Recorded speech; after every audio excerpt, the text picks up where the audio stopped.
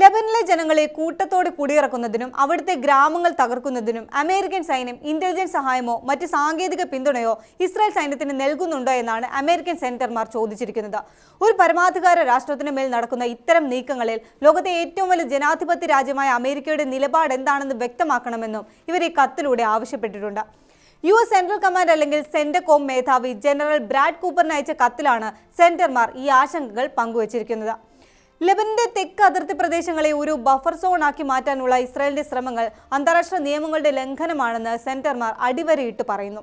Israel പ്രഖ്യാപിക്കുന്ന military evacuation സോണുകൾ അഥവാ സൈനിക ഒഴിപ്പിക്കൽ മേഖലകൾ വെറും ഒരു സുരക്ഷാ മുൻകരുതലല്ല, മറിച്ച് ഒരു ജനതയെ അവരുടെ സ്വന്തം മണ്ണിൽ നിന്ന് സ്ഥിരമായി പുറത്താക്കാനുള്ള തന്ത്രമാണെന്ന വിമർശനം ലോകവ്യാപകമായി ഉയർന്നുണ്ട്. ഏതാണ്ട് 1.6 ദശലക്ഷം ആളുകളാണ് ലെബനനിൽ ഇതിനോടകം അഭയാർത്ഥികളാക്കപ്പെട്ടത്.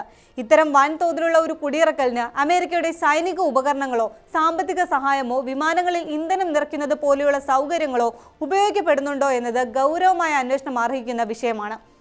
വെടിനിർത്തൽ പ്രഖ്യാപനങ്ങൾക്ക് ശേഷവും ലെബനനിലെ നിരവധി ഗ്രാമങ്ങളിലെ ജനങ്ങളോട് ഒഴിഞ്ഞുപോകാൻ ആവശ്യപ്പെടുന്ന ഇസ്രായേൽ നടപടി ലെബനന്റെ ഭൂപടം തന്നെ മാറ്റിവരയ്ക്കാനുള്ള നീക്കമാണോ എന്നും സംശയിക്കേണ്ടിയിരിക്കുന്നു എന്ന് US സെനറ്റർമാർ ആശങ്കപ്പെടുന്നു.